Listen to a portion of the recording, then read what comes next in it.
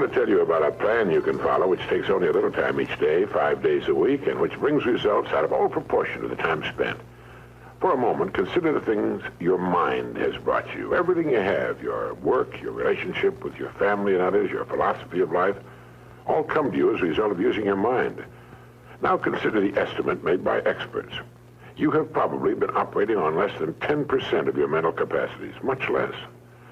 Dr. Herbert Otto, psychologist, educator, and chairman of the National Center for the Exploration of Human Potential, reminds us that many well-known scientists, such as the late Abraham Maslow, Margaret Mead, Gardner Murphy, O. Spurgeon English, and Carl Rogers, subscribe to the hypothesis that man is using a very small fraction of his capacities. Margaret Mead quotes a 6% figure. Herbert Otto writes, "My own estimate is 5% or less." Neurological research at the UCLA Brain Research Institute points to enormous abilities latent in everyone by suggesting an incredible hypothesis.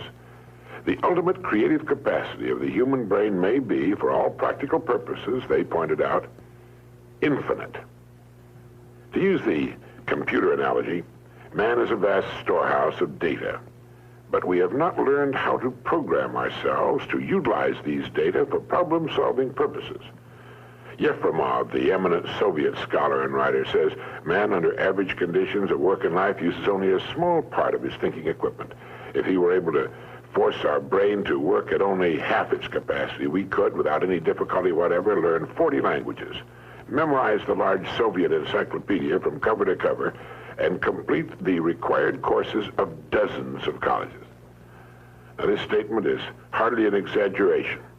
It is the generally accepted theoretical view of man's mental potentialities. Now, how can we tap this gigantic potential? Well, it's a big and very complex problem with many ramifications. But as Herbert Otto points out, it is clear that persons who live close to their capacity, who continue to activate their potential, have a pronounced sense of well-being and considerable energy. They see themselves as leading purposeful and creative lives. If everything you have is the result of using just 10% of your mind, consider for a moment what it will mean to you and your family if you can increase this percentage. Now, none of us, as a rule, has the slightest notion of the real capabilities of his mind. But believe me when I say that your mind can be compared to an undiscovered gold mine. And it makes no difference whether you're 17 or 70. Look at it this way. Your goal is in the future. Your problem is to bridge the gap which exists between where you are now and the goal you intend to reach. This is the problem to solve. Robert Seashore, when chairman of the Department of Psychology at Northwestern University, pointed out that successful people are not people without problems. They're simply people who've learned to solve their problems. And there you have it. Living successfully, getting the things we want from life is a matter of solving the problems which stand between where we now are and the point we wish to reach. No one is without problems. They're a part of living. But let me show you how much time we waste in worrying about the wrong problems. Here's a reliable estimate of the things people worry about. Things that never happen, 40%. Things over and past that can't be changed by all the worry in the world, 30%. Needless worries about our health, 12%. Petty miscellaneous worries, 10%. Real, legitimate worries, 8%. In short, 92% of the average person's worries take up valuable time, cause painful stress, even mental anguish, and are absolutely unnecessary. And of the real, legitimate worries, there are two kinds. There are the problems we can solve, and there are the problems beyond our ability to personally solve. But most of our real problems usually fall into the first group, the ones we can solve if we learn how. Now, I'm going to assume you've decided upon a goal. Your problem is, how do I achieve it? Your goal may be a promotion, a greater income, a beautiful home. It makes little difference what your goal happens to be. But you have your goal, and you know that you will become and you will achieve what you think about. That is, if you stay with it, you will reach your goal. But how? Well, it's right here that your mind comes into play. What is your mind? No one knows for sure. Perhaps the best way to describe it is to quote Pulitzer Prize-winning playwright Archibald MacLeish. In his play, The Secret of Freedom, a character says, "The only thing about a man that is a man is his mind. Everything else you can find in a pig or a horse." That's uncomfortably true. The human mind is the one thing that separates us from the rest of the creatures on Earth. Anything that comes to us in the future will almost certainly come to us as a result of the extent to which we use our minds. And yet it's the last place on earth the average person will turn to for help. In order to reflect just a moment on the human mind, consider what it's accomplished. Human knowledge has advanced more in the past 50 years than in all the preceding 10,000 years of human civilization. Of all the scientists who ever lived, it's estimated that 90% of them are alive today. We've reached, in the area of ideas and human advancement, a plateau so high it was undreamed of by even the most optimistic forecasters as recently as 10 years ago. But every new idea triggers additional ideas, so that now we're in an era of compounding advancement on every front and in every area that staggers the imagination. Dr. Harlow Shapley of Harvard has said that we're entering an entirely new age of man. He calls it the psychozoic age, the age of the mind. And you own one, free and clear. Now let's look at a few facts.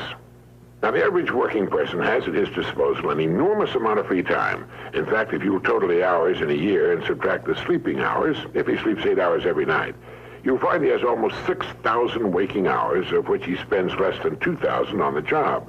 Now, this leaves him 4,000 hours a year when he's neither working nor sleeping. These can be called discretionary hours, with which we can do pretty much as we please.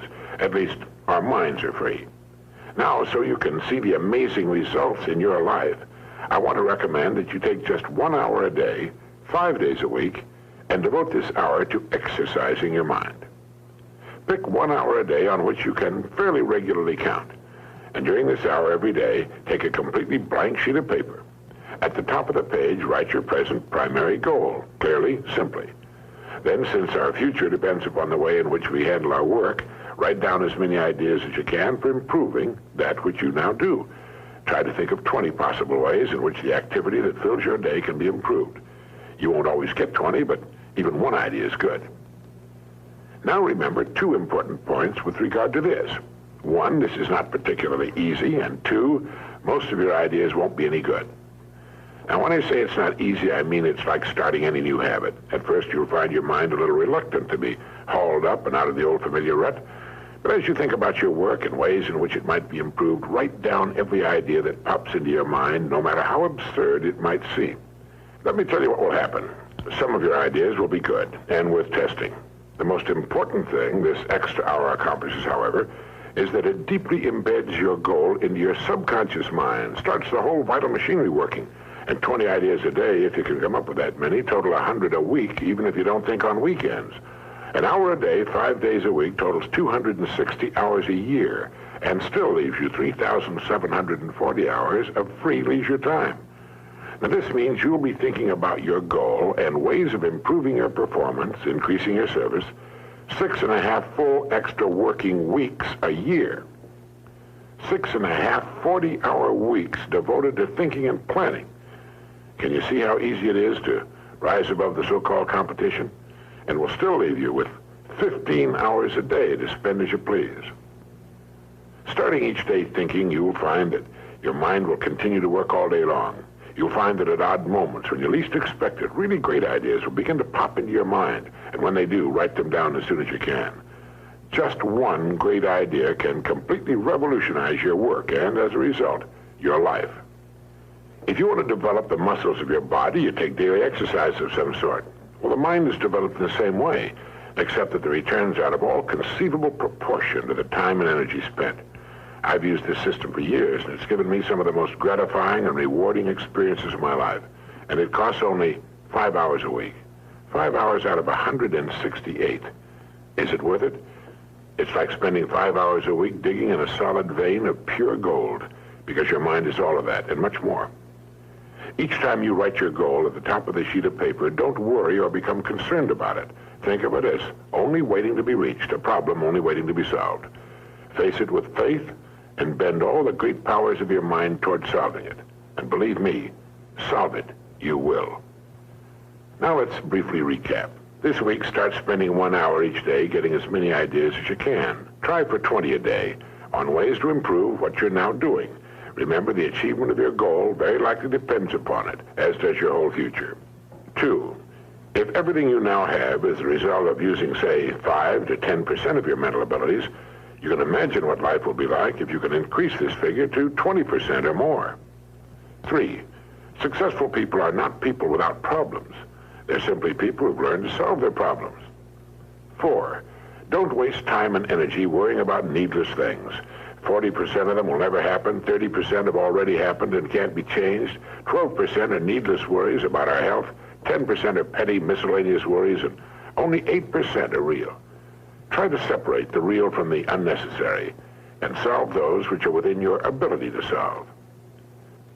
Last of all, the only thing in the world that can take you to your goals in life is your mind, its effective use, and following through on the good ideas it supplies you. Each of us has a tendency to underestimate his or her own abilities.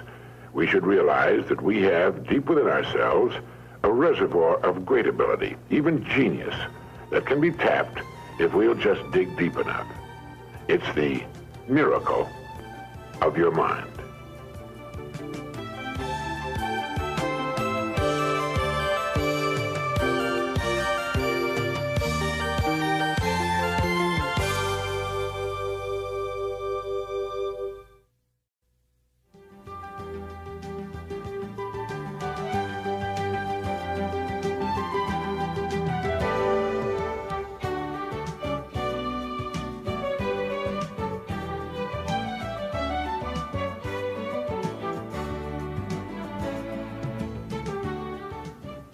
Every business, every organization, from the smallest to the very largest, needs a leader.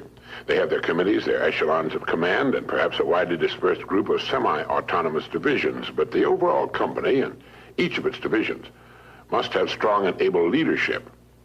Contrary to popular belief, you do not raise morale in an organization. It filters down from the top. The attitudes of the people working in any organization will always reflect the attitude of the leader. And finally, this leader will always be found to be just one person. I'm sure you're aware that even the largest and oldest companies, with many thousands of employees and hundreds of management people, will, when they find themselves in trouble or not doing as well as they should, seek out one man and place him in the position of final authority.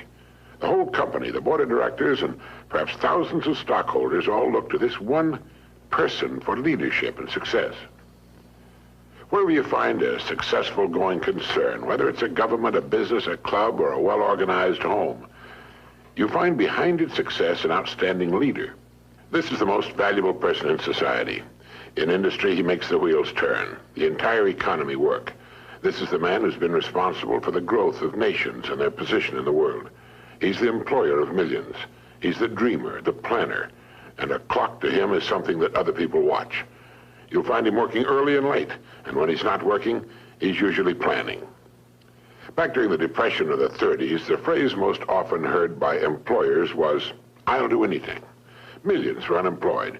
Thousands of business firms had closed their doors, and outside employment offices, long lines of people stood waiting for any kind of work. It was during this time in Long Beach, California, crowded to overflowing with thousands who had migrated there looking for work. I know because I was a kid there. That a man I knew made an interesting discovery. He found that he could go to work almost anywhere he chose. Now, amazing as this may sound, it's true. It dawned upon him one day that the business establishments of various kinds were just as anxious to succeed as were the people looking for work. The owners and managers of these businesses were worried and concerned over the hard times which had descended upon the country.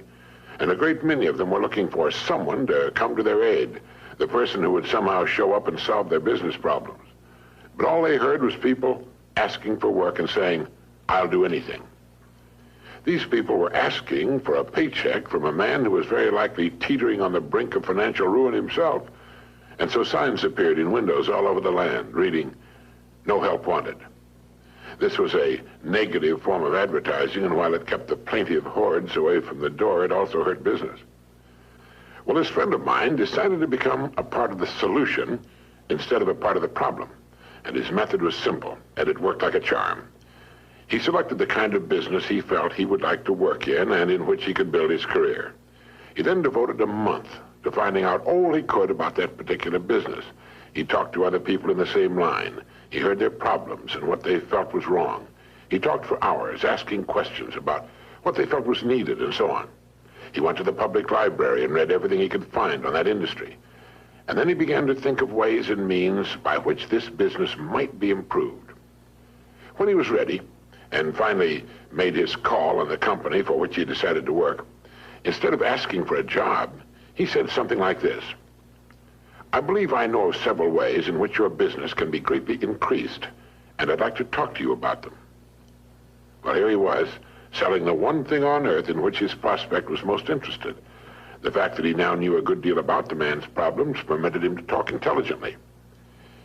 And he took a positive attitude, expressed a willingness to pitch in and help the man put his business on a sound and profitable footing, and that's right, he got the job. Now, what had he done? Well, first he had specialized. He had selected one line of work and decided that was where his future would be. Now he had to prove himself, and he did. The best way for you to develop the security that lasts a lifetime is to become outstanding at one particular line of work. Look at it this way. Regardless of economic ups and downs, the industry of which that line of work is a part will continue to operate. It won't shut down completely. As long as you're in the top 5% of the people in that industry, you know you'll always be in demand. You'll be wanted and needed, not just where that industry is concerned, but where you and your family are concerned also. The man or woman who becomes truly outstanding at what he or she does has the world on a string. Here's the person of confidence and peace of mind. Here's the person who's quietly aware of his ability and intimate knowledge of his job and his particular industry. Ask yourself this question: am I now such a person? Down deep inside, you know the answer. If your answer is yes, you're among the most fortunate people, and in one of the smallest and most elite groups on earth.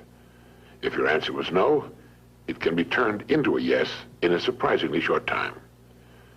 The first step is to make one really big and important decision. It's a decision the great majority of people never make, and suffer as a result. Failing to make this decision keeps a person from ever really getting on course or clarifying his goals.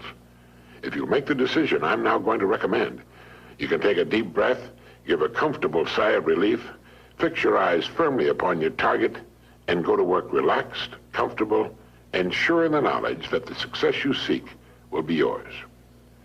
The great steel magnate Andrew Carnegie, when asked the formula for success, answered, "Put all your eggs in one basket, then watch the basket." Let's be frankly realistic. Who gets laid off work during an economic slump?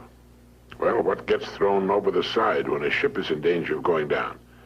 Everything not absolutely vital to the operation of the craft and the safety of its passengers. And it's the same with a business or any other organization. With a corporation, its main purpose is to remain in business forever. As long as it remains in business, it can provide a needed product or service, protect the investment of those who have faith in it, and provide jobs for those who are vital to its continuity of operation. It's the duty of management to protect the firm and the people who depend upon it, just as it's the captain's duty to do everything in his power to keep his ship sailing. All a person needs to do is to make certain that he or she is a vital part of his business or organization. Those who insist on remaining spare gear must expect to be jettisoned when things get too rough for safety. Nobody, particularly the captain, likes to see cargo thrown over the side, but if it'll help save the ship, there's simply nothing else to do. That's why people are laid off. It has nothing to do with management and labor relations or personalities, and in the long run, it's best for everyone, since once smooth sailing has again been reached, additional employment can be made available. So each of us must decide whether we want to be part of the cargo or a member of the crew. It's said that millions suffer today from a malady called panophobia. Panophobia means fear of everything. It's an uneasy feeling, a feeling of insecurity that generally manifests itself as a sort of lump of fear that settles right behind the belt buckle, especially on Sunday evening and on Monday morning. And this extremely unpleasant condition is said to result from the unspoken but realized fact that we're getting credit for more than we're actually doing. It's the perfectly natural and normal understanding deep within each of us that there's something basically wrong about getting praise that's not earned, or if you're an employee, being paid for something you're not doing as well as you possibly can. Now, there's a simple cure for this malady. It's to throw ourselves not out of a window, but into activity, into our work. It's the decision to be worth more than we're being paid. Only in this way can we grow. It's overbalancing the scales in the service we give, knowing that our rewards must follow as a natural result.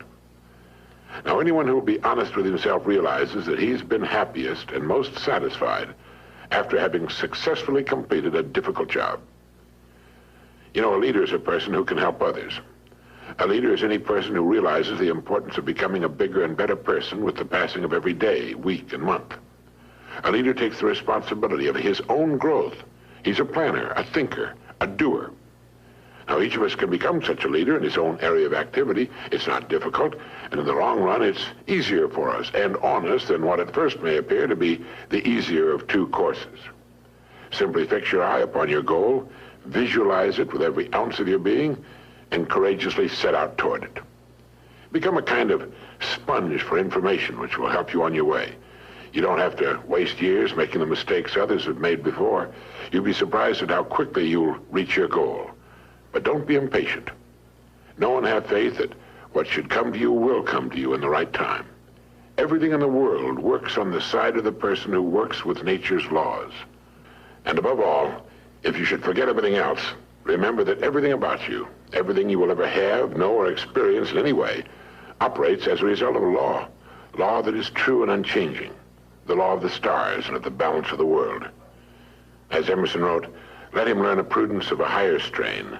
Let him learn that everything in nature, even dust and feathers, go by law and not by luck, and that what he sows, he reaps. Look about you now. Take stock of your present situation, because it's nothing more nor less than the result of your past sowing. Are you happy with it? Is it what you want? Then you know what you must sow today and tomorrow and the next day, and in the sowing rest in the calm, serene, and cheerful certainty that having sown, you will then reap the rich results, the abundant harvest.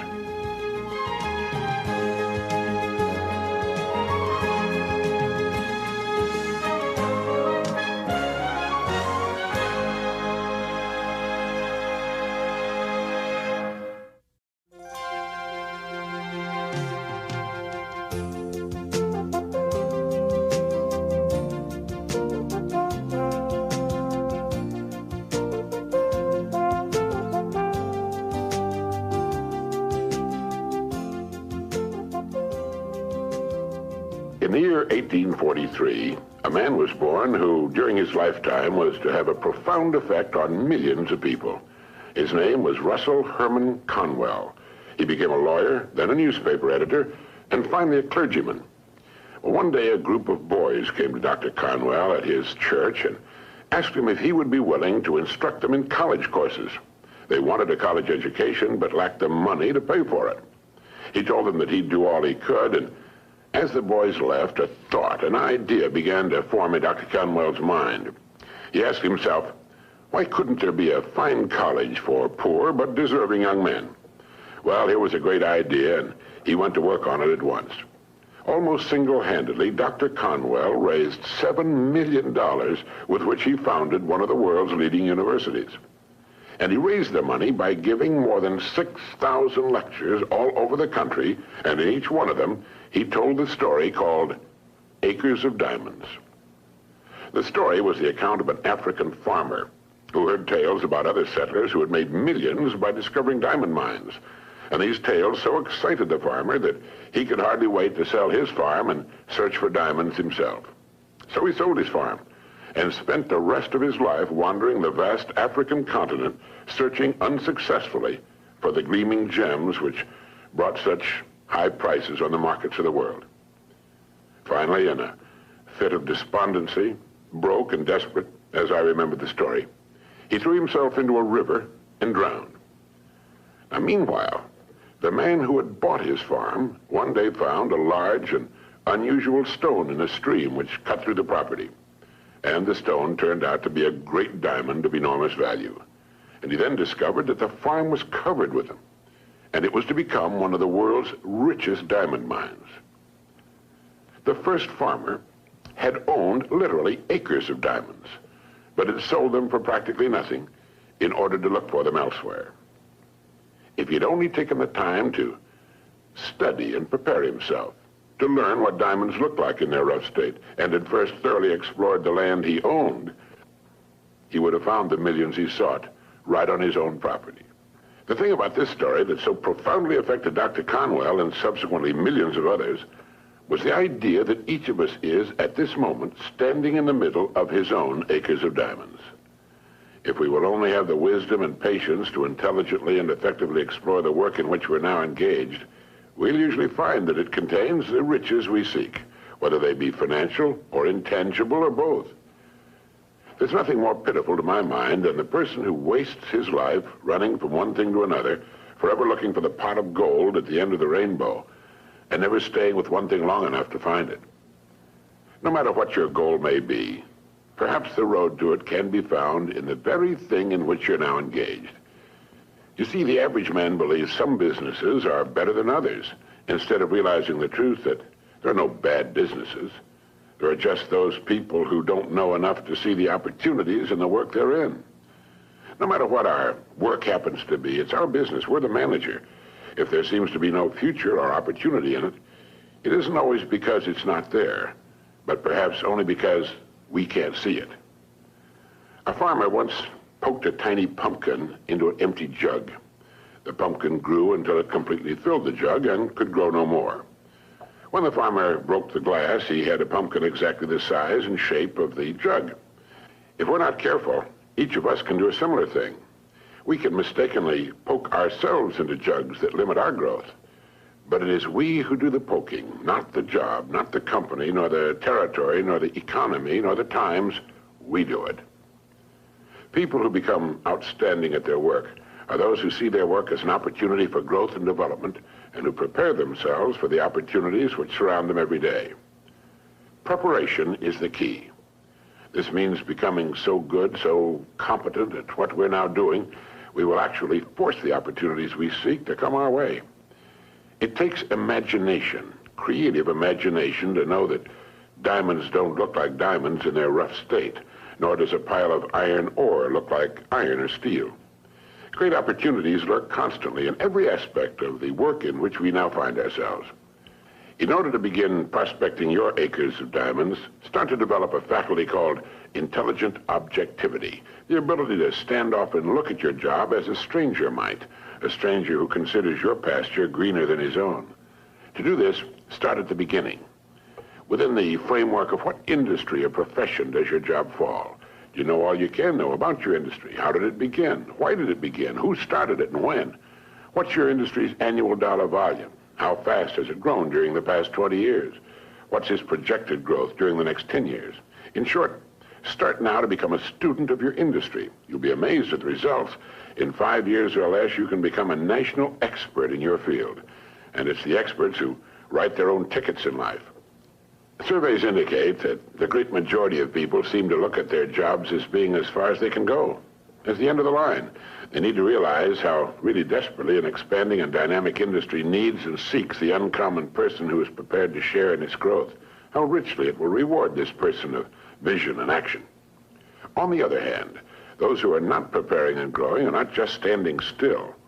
In relation to their industry, they're going backwards. So ask yourself, do I know as much about my job and my industry as a good doctor or lawyer knows about his job, his profession? You should, you know. This is the attitude of the person who wants to become a professional at what he does for a living. It's far more fun, many times more rewarding and interesting, and the real pro can ride out occasional storms in the economic seas in a safe boat built of research and preparation. In order to become a professional in a world of amateurs, we need to study 3 important subjects. 1, our company and the industry in which it operates. 2, our job and perhaps the next step upward in our career. And 3, we need to study people, since successfully serving and getting along with people will determine our success or failure. These are 3 subjects on which you can gradually build a fine home library. Your bookstore clerk will help you find the right books if you will tell him what you want to know. Frequently, all you need in order to make an enormous improvement is simply a reminder of things you've known but have forgotten. Perhaps this study and research in your job, your industry, and ways of increasing your service to others sounds like a big job. Well, it is. But it's fascinating, and in the long run, it pays tremendous dividends. builds complete security, and it can be accomplished in an hour a day devoted to reading and making permanent notes. Think of ways and means by which you can increase your contribution to your company, your industry, and those whom you serve. You'll begin to notice a wonderful change in your world, for as ye sow, so shall ye reap. This applies just as much to the family as it does to the breadwinner. The minute you adopt this attitude, you've joined the top 5% of the people of the world. You've virtually removed all competition. You're creating rather than competing. You're affecting life rather than just being affected by it. You're becoming a creator and a giver to life instead of just a receiver. By taking this attitude toward your work, your company, and industry, you're automatically taking care of two vital parts of successful living. First, you'll find yourself becoming more interested and enthusiastic about your work and its future, and both interest and enthusiasm are contagious. And second, you're building financial security which will last a lifetime. So keep this thought in mind as often as you can on and off the job. Somewhere in your present work, there lurks an opportunity which will bring you everything you could possibly want for yourself and your family. It will not be labeled opportunity. It will be hidden in common, everyday garments, just as was the hairpin with which a man fashioned the first paper clip, or the dirty drinking glass which triggered the paper cup industry. Now, in closing, here are 12 points to remember. 1, if we'll develop the wisdom and patience to intelligently and effectively explore the work in which we're now engaged, we will very likely find it contains the riches, tangible and intangible, we seek. 2, before we go running off into what we think are greener pastures, let's realize our own pasture is probably unlimited. 3, there are no bad jobs. It's the way in which we go about our work that makes it good or bad. 4, let's not poke ourselves into jugs beyond which we cannot grow. Let's avoid self-limitation. 5, only preparation can ensure our taking advantage of the opportunities which will present themselves in the future, opportunities which are around us now. Let's begin to prepare now. 6, put your imagination to work on the many ways and means of improving what you're now doing. 7, learn all you can about your job, your company, and your industry. 8, since there's no limit to the growth of your industry, it must follow there's similarly no limit to your growth potential within that industry. 9, our dynamic and growing economy needs and will well reward the uncommon person who prepares for a place in its growth. 10, begin to build your library of reference material pertaining to your company, industry, job, and on how to better serve and get along with people. 11, set aside an hour a day for this study and research. 12, remember the story of the Acres of Diamonds.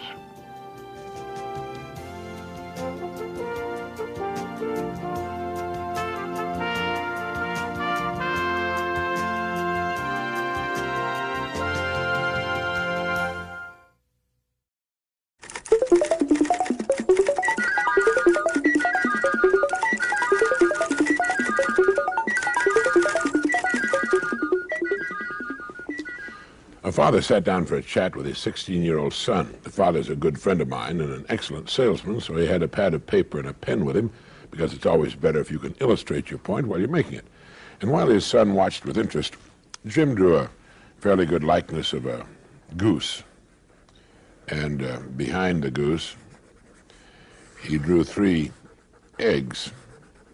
And he said to his son, Jimmy, those are golden eggs. And that's the goose that lays the golden eggs. Now, if you had your choice of buying one or the other, which would you buy? And his son said, well, I'd buy the goose, of course.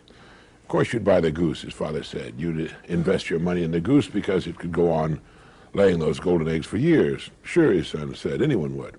Yes, Jim went on, anyone would if they were presented it in this way.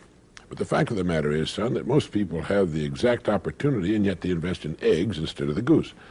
Now the boy was quite interested, and he asked his father what he meant, and his father said, in this little quiz I've given you, the goose and the golden eggs are, of course, symbolic. The golden eggs people invest in are represented by their homes, cars, television sets, furniture, refrigerators, stoves, boats, vacations, all the good things they can buy. All the good things everyone wants to have and should have. Well, what's wrong with that, the boy asked. Well, there's nothing wrong with that, Jimmy. It's just that most of them invest in golden eggs exclusively and don't invest enough in the goose that provides all these golden eggs. You see, the goose that lays the golden eggs is the breadwinner. The more money invested in him, the more golden eggs he can provide. Now, take you, for example, Jimmy, he said. You're 16, and like most boys your age, you don't know what you want to do with your life yet. You're confused. You haven't really been giving your best to your schoolwork because you're not sure you'll need a lot of the subjects you're studying after you get out of school. And not knowing what to do after you're an adult, you don't know what you'd want to major in at college. Now, what I want you to understand is that as long as you're getting an education, you're investing, we're both investing in this goose.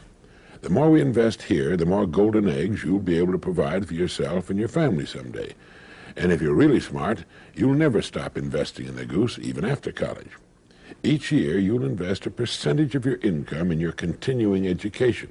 And each year, you'll find, well, that you're becoming more valuable as a person, able to provide still more and more of these golden eggs you and your family will want.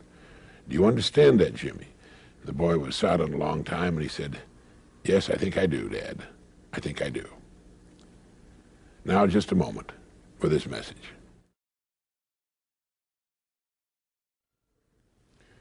After my friend had had his little illustrated talk with his son, as he told me later, the boy looked at the illustration a long time, then he picked it up, folded it, put it in his pocket, and went off to do his homework.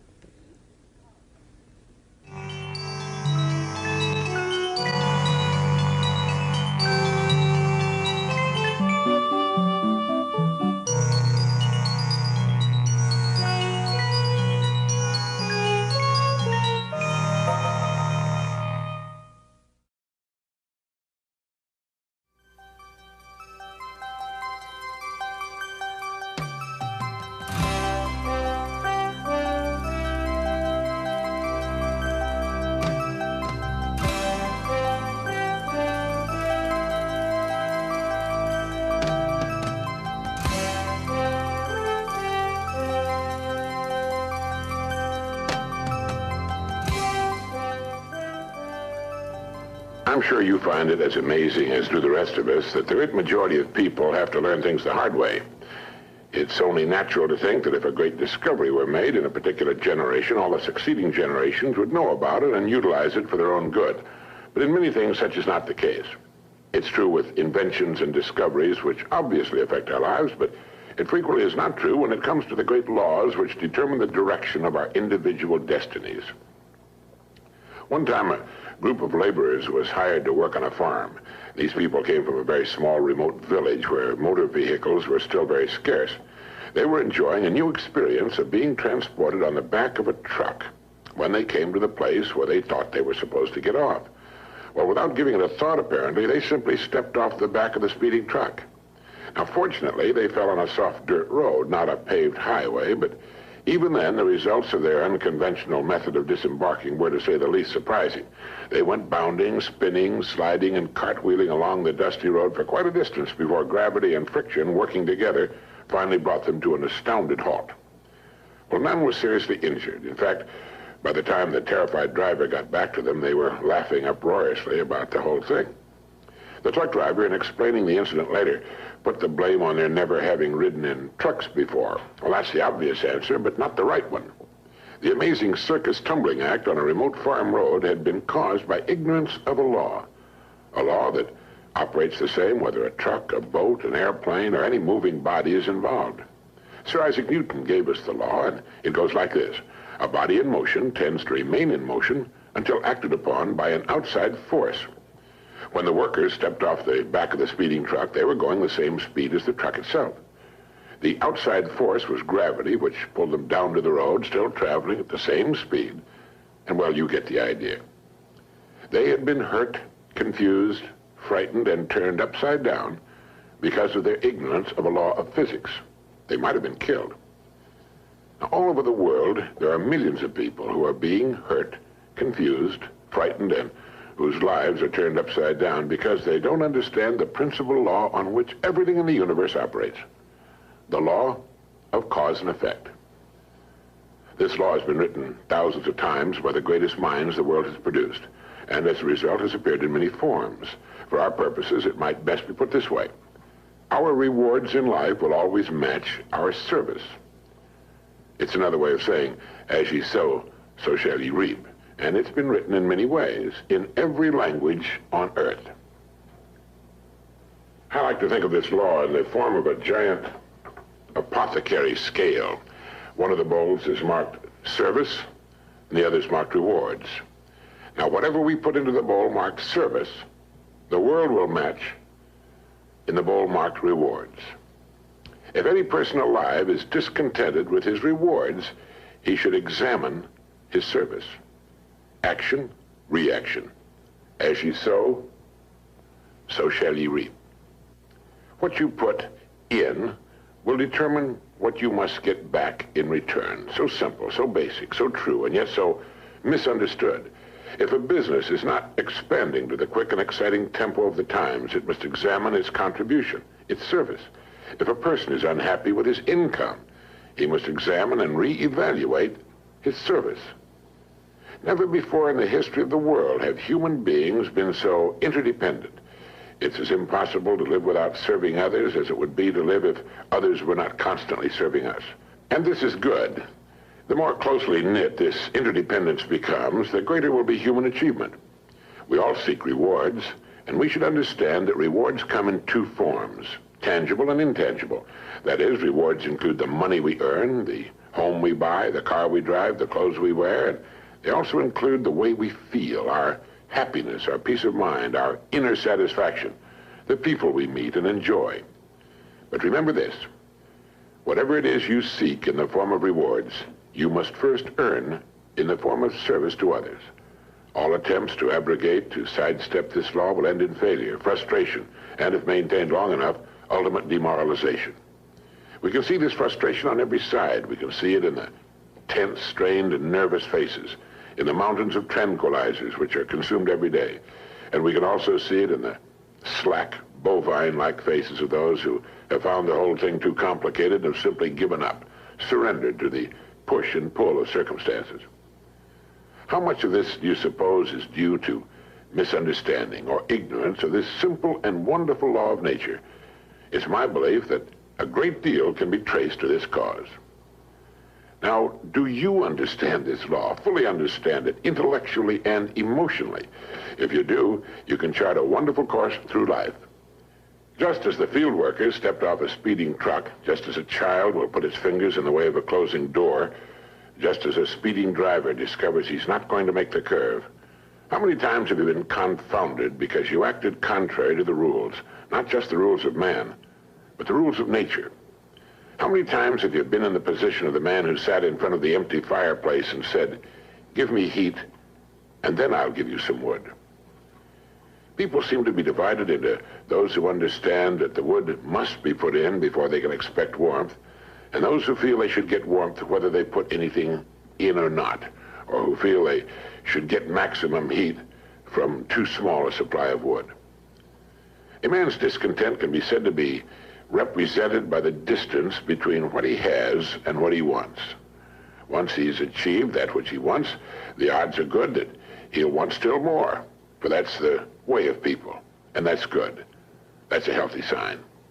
Constructive discontent is what gives us our continuing upward spiral of civilization. So do this if you haven't already. Determine what it is you want.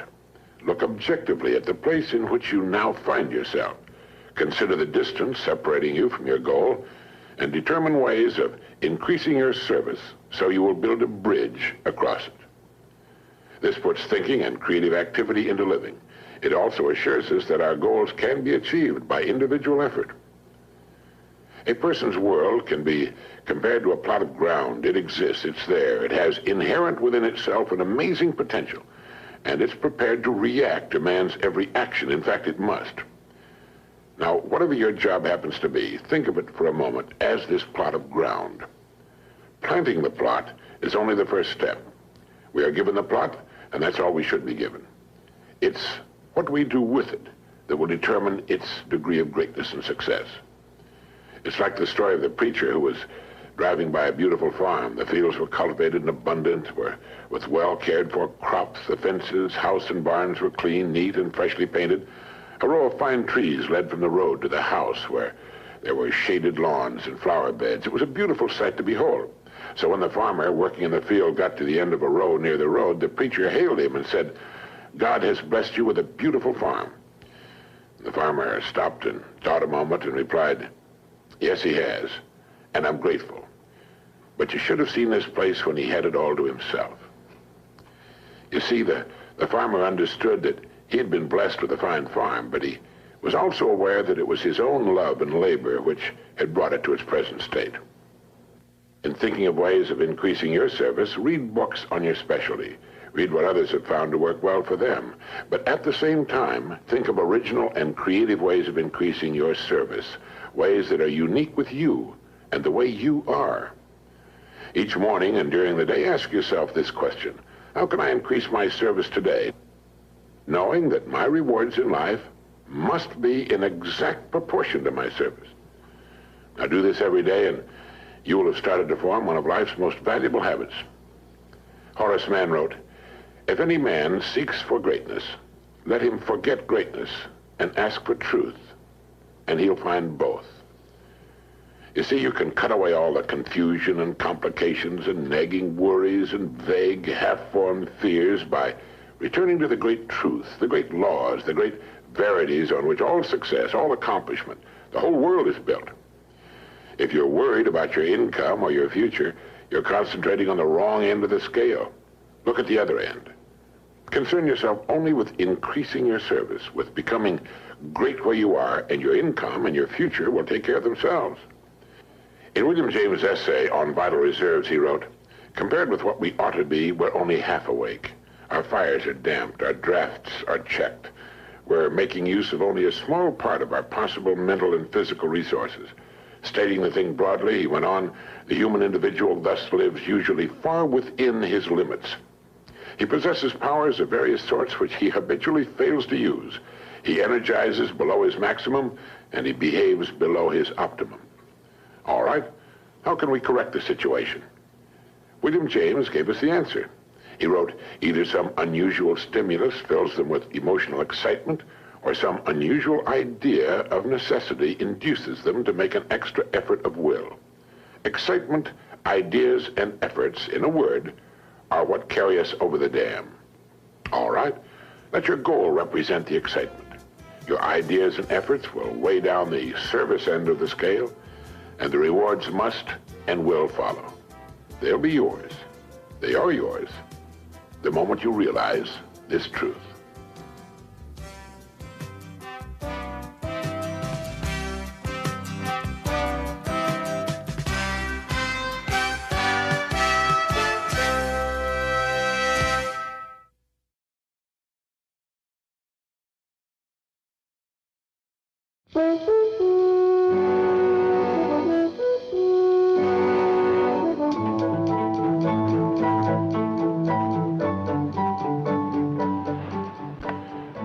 Back in 1956, I wrote and recorded something we called The Strangest Secret. Without advertising or fanfare of any kind, it outsold all other non-musical, non-entertainment type recordings. It's been heard by millions and millions of people throughout the free world, and in the process, created a brand new industry. Learning through listening.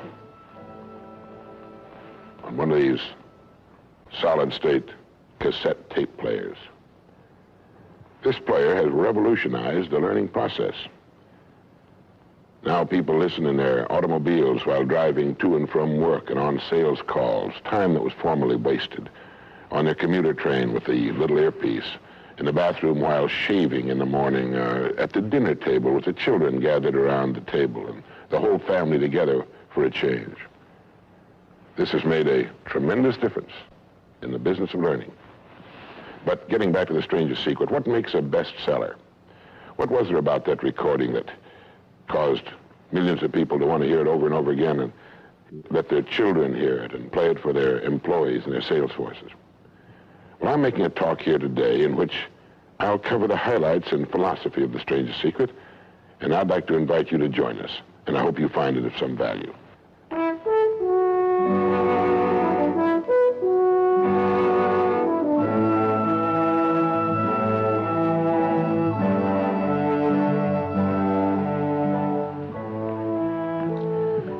I want to tell you the most interesting story in the world. Why a person becomes the person he becomes. Why a little boy or a little girl grows up to be the kind of person he or she becomes. Now, the estimates by the experts in this field are that most of us are using somewhere around 5% of our real potential. Some experts say as little as 1%.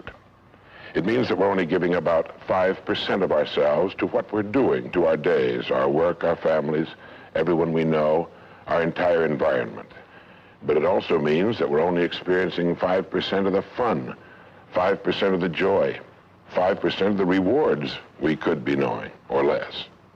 All the experts are agreed that in each of us, there are deep reservoirs of ability, even genius, that we habitually fail to use.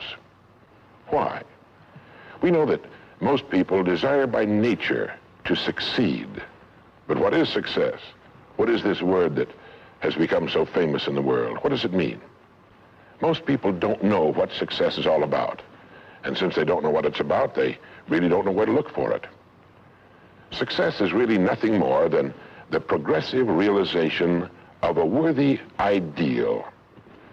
This means that any person who knows what he's doing and where he's going is a success. Any person with a goal toward which he's working is a successful person. This means that the boy in high school who's working toward a diploma, or the boy in college toward a degree, is just as successful as any human being on earth, because he knows what he's doing, why he's getting up in the morning, and where he's going.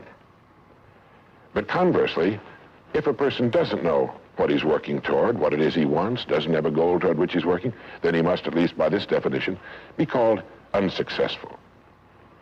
Why isn't then, with this simple definition, why isn't everyone successful? Should be easy. Yet surveys indicate that 19 out of 20, 95% at least, are not. In fact, a survey one time asked thousands of working men why they got up in the morning and went to work, and 19 out of 20 didn't know.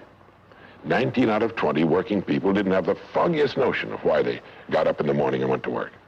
Under closer questioning, they said, well, everybody works. Well, that would be a good reason to quit. In fact, here's a little rule of thumb you might want to remember. Whatever the great majority is doing under any given circumstance, if you do exactly the opposite, you'll probably never make another mistake as long as you live. Just something to keep in the back of your mind. The problem with most people is that they're playing the world's most unrewarding game. And the name of the game is follow the follower. There's a story about a small town in which there was a jewelry store, and like all jewelry stores, or most jewelry stores at least, he had a big clock in his window. And every morning for years, he'd noticed a working man stop, adjust his pocket watch to the same time as the clock in the window. He'd been doing this for many years, and one morning the jeweler was out in front sweeping a sidewalk, and so he asked the man, he said, tell me, why do you adjust your watch to my big clock every morning? I've noticed you're doing that for years. The man said, well, I'm the foreman down at the big plant. He said, I want to make sure my watch is correct because I blow the quitting whistle every night at 5 o'clock. The jeweler looked at him rather strangely for a minute, and he said, well, that's funny. He said, I've been setting that big clock in the window by that quitting whistle all these years. A very logical thing, but they could have been off 6 months. It was a case of a person just going along with what he thought to be correct without checking his references. So I want to suggest that from now on out, at least we do that we check our references and ask ourselves, are the people I'm following going where I want to go? Let me tell you the story of what we might call the average young man in our society. Now, from the time this boy is born, there's only one thing on earth he can do, and that's to begin to think, act, and talk like the people by whom he's surrounded. This is all in the world he can do. But right off the bat, the odds are 95 to 5 that he's thinking, acting, and talking like the wrong group. They're wonderful people. They love him. They'd do anything in the world for him. They want him to succeed. But the odds are 95 to 5 they haven't got the answers he needs if he's to reach fulfillment as a human being, if he's to reach this success that he wants, if he's to reach into these deep reservoirs of ability and genius we know he possesses and draw it out. Well, he starts in school. The most important thing to a little boy in school is to be liked by the other little boys in school. And so at this tender age, he begins to follow other little boys, his same age, who don't know any more than he knows, and who do not necessarily have any capacity for leadership. And he does this in the first grade, and the second, and the third, and the fourth, and the fifth, and the sixth, and the seventh, and the eighth, and year after year after year, he forms himself into a composite average of other little boys his age, trying to be like them, trying to do the only thing in the world that's impossible for a human being to do, which is to be like somebody else.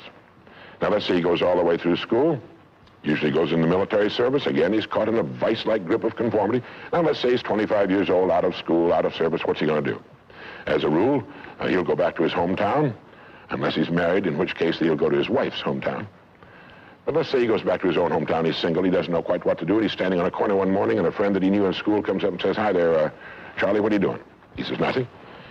He said, "Why don't you come down and work where I work? It's a pretty good place, the pay's regular, we got all kinds of fringe benefits and so on," and so he does. The odds are about, again, 95 to 5 that his first job is taken as a result of random application. On the job, without thinking about it, the most natural thing in the world for him to do is to look around, see how the other guys are doing their job, and to begin doing his the same way, assuming that what is normal for them is normal for him. No reason for this. He doesn't think about it. He just does it. Now, he has stretching in front of him 50 years or more in the golden age that man has been dreaming of since the days of ancient Greece. What's he going to do with these 50 golden years?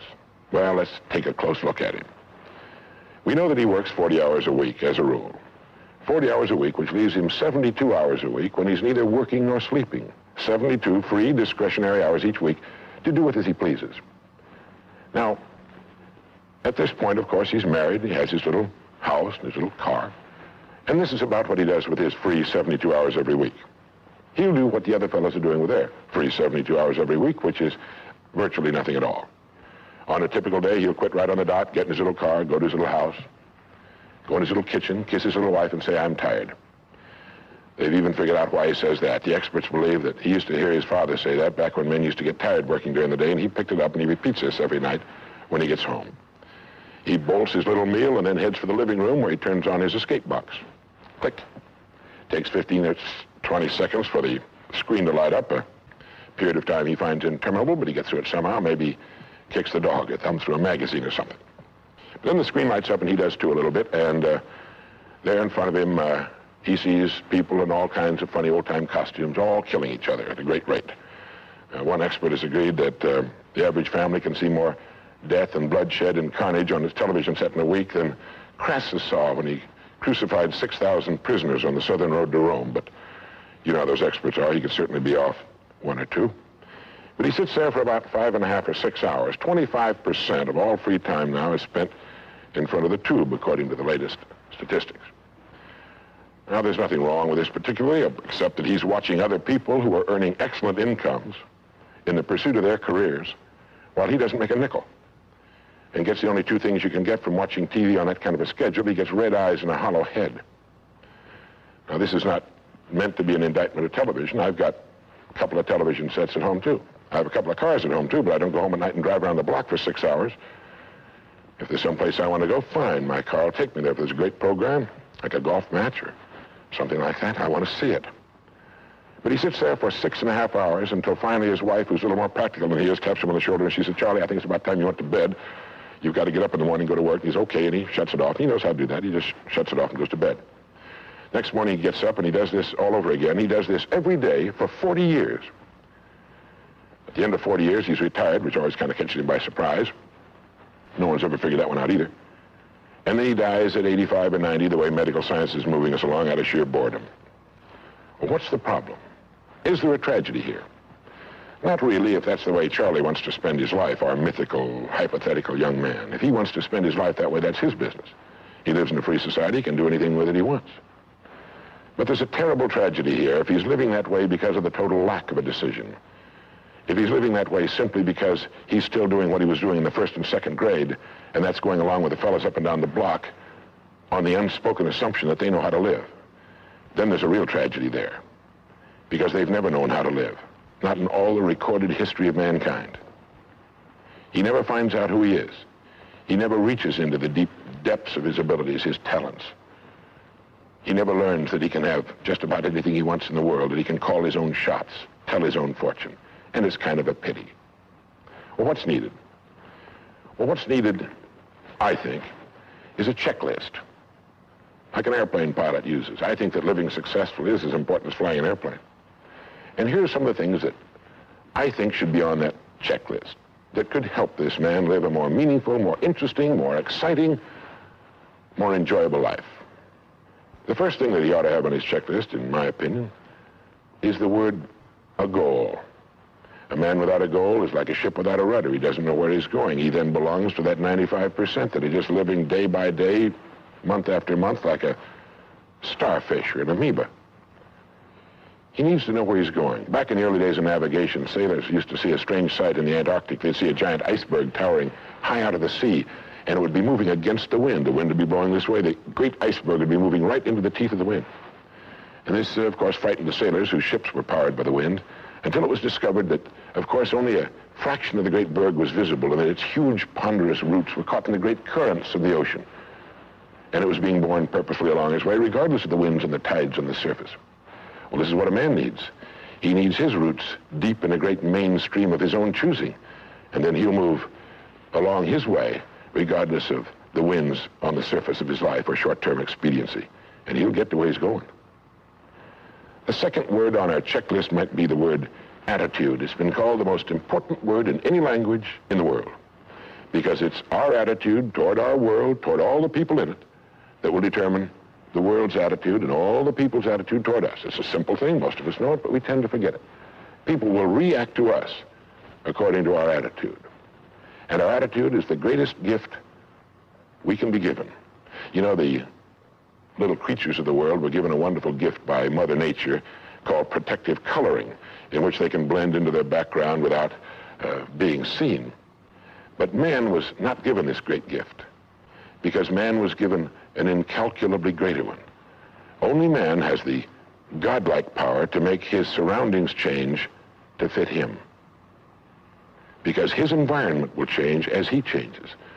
A man's environment is a merciless mirror of him as a human being. And if he thinks his environment can stand a little improvement, all he has to do is improve, and his environment will improve to reflect the changing man. Third would be the word think. To think. The highest function of which a human being is capable. It was put pretty well by the great Pulitzer Prize-winning playwright Archibald MacLeish in his great play, The Secret of Freedom, in which he has one of his characters say, "The only thing about a man that is a man is his mind. Everything else you can find in a pig or a horse." It's true. And so if we're going to develop something, this is a good place to start. To think deliberately and with a purpose.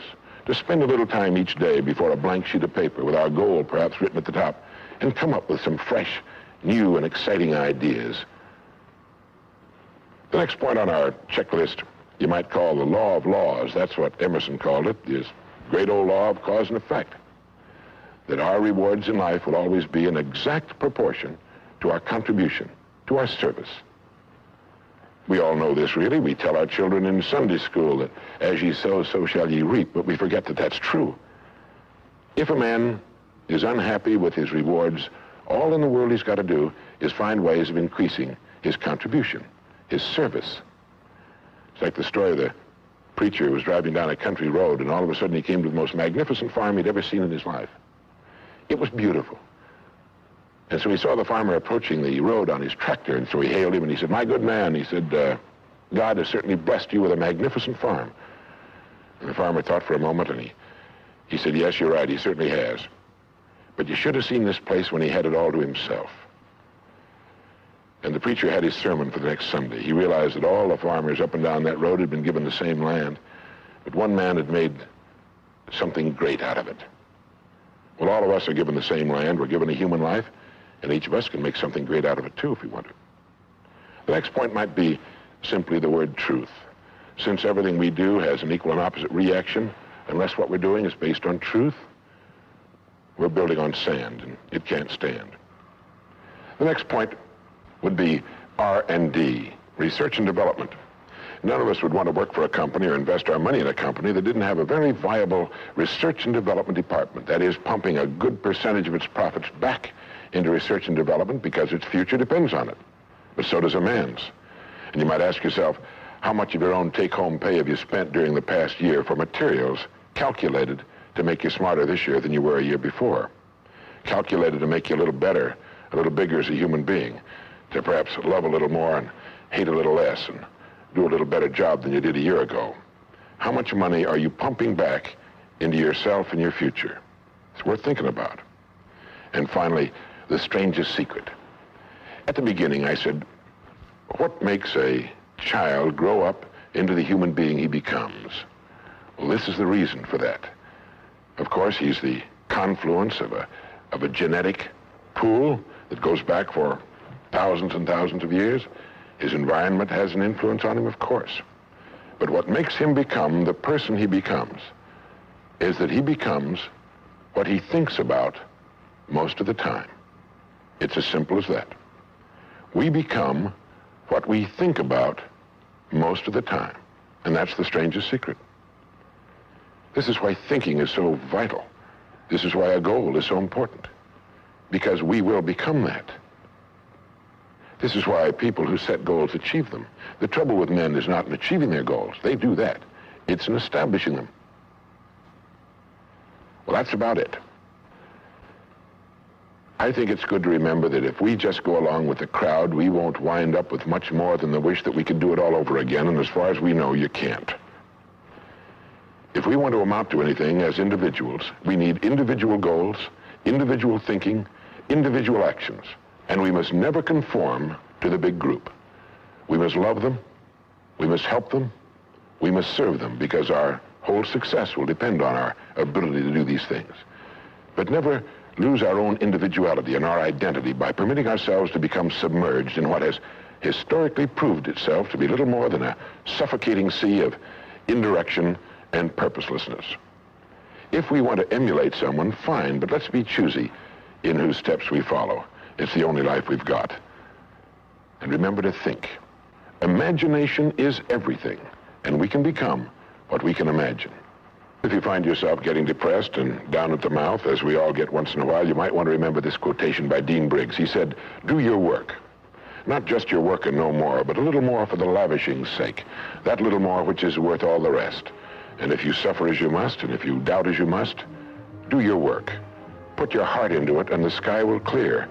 And then out of your very doubt and suffering will be born the supreme joy of life." Believe it or not, in an age when we've come to nearly deify leisure time, we've almost lost sight of the fact that virtually all our satisfactions, rewards will come not from our leisure, but from our work. And don't forget the strangest secret. We become what we think about.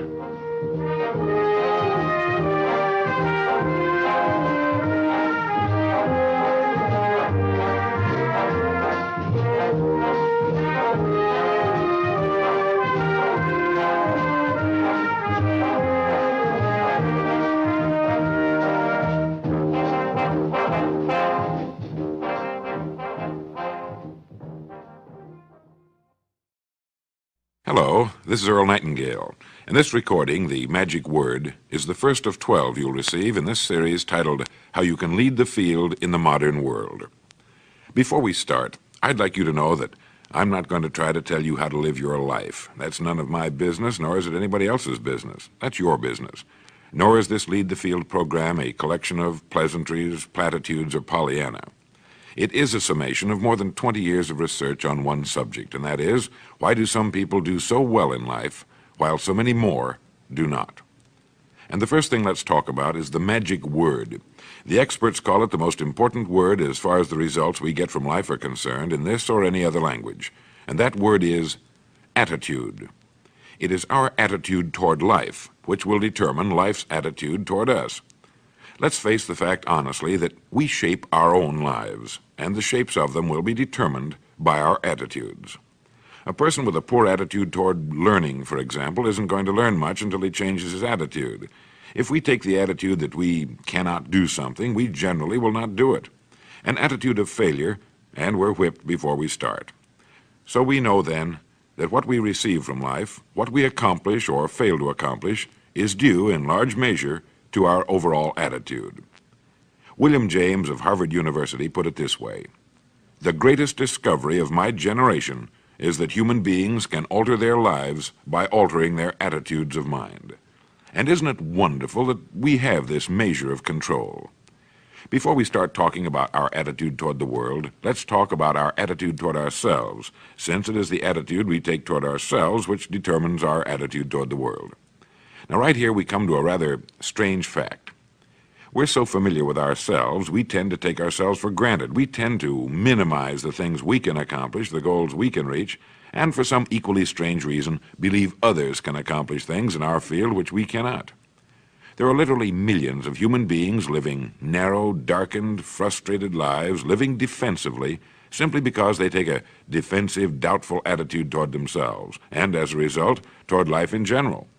Many people are suspicious of and oppose change, yet change is the one thing in life on which we can absolutely count. People who stay young all the years of their lives not only welcome change, but see it for what it really is, new opportunity, new chances for further fulfillment. Attitude is a reflection, a result of a person's will. It is incalculably powerful. It can bring about marvelous results for us, but we need to train it patiently, day by day. Now let's talk about the attitudes of people who are successful, the top 5% of the people who go sailing through life from one success to another and who, even when they fail at something, shrug it off and head right out again. No matter who the person is or what he does, men and women in sales, business executives, people in all the professions, wives and mothers, students, top people in the armed forces, public servants, men and women in the service of religion, working men and women in all fields of endeavor, wherever you find a person doing an outstanding job and getting outstanding results, you will find a person with the right kind of attitude. These people take the attitude toward themselves that they can accomplish what they set out to accomplish, that there's no good reason on earth why they can't be competent, successful.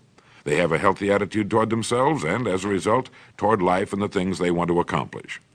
And because of this, they achieve some remarkable things, and they come to be called successful, outstanding, brilliant, lucky, and a lot of other things.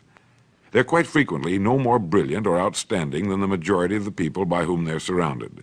But they did develop the right attitude, and they found their accomplishments not too difficult, and many times surprisingly easy, simply because it seems that so few are really trying, really believe in themselves.